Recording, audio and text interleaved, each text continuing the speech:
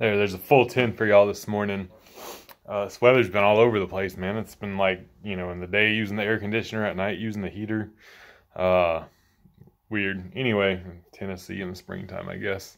So, powerlifters, hypertrophy. We don't know what the hell we're talking about, do we? Of course we do. The thing is, powerlifters know hypertrophy for powerlifting. And I'd rather us, all come together like we've been coming together and explain the differences rather than, oh no, you're wrong, that's not how you hypertrophy, and oh, well, you're stupid, that's not how you get strong, and, this banter between the different subsects of this already subsect of YouTube. But yeah, so powerlifters are looking to build muscle to aid in their lifts. Okay, so let's take the bench press, for example. You want to build the muscles involved in the bench press to help your bench press so you can bench press more. So what would be the most effective movement to induce hypertrophy to build those specific muscles that you use on bench press? Did you say bench press? Because it's bench press. Bench press is going to be the best movement to use for hypertrophy to build the muscles that you use to bench press. That's fucking obvious, right?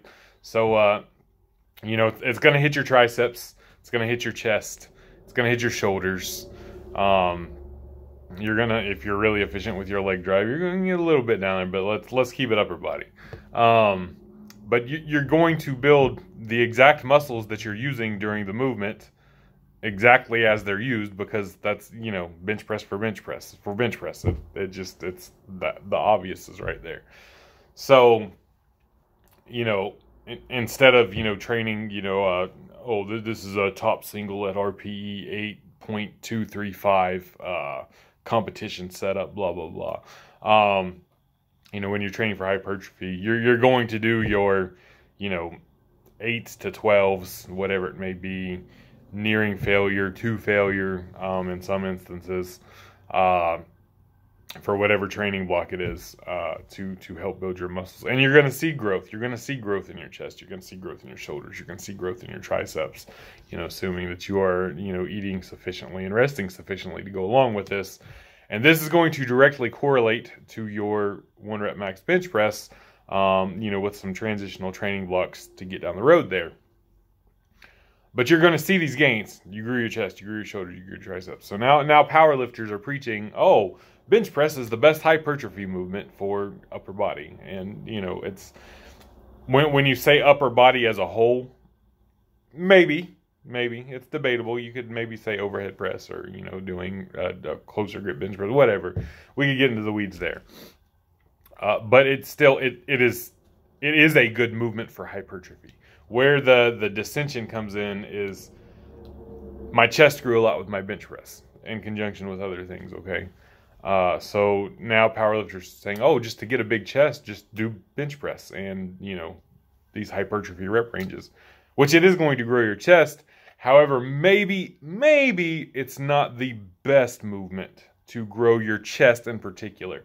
Maybe it's not the best movement to grow your triceps in particular. Maybe it's not the best movement to grow your shoulders in particular.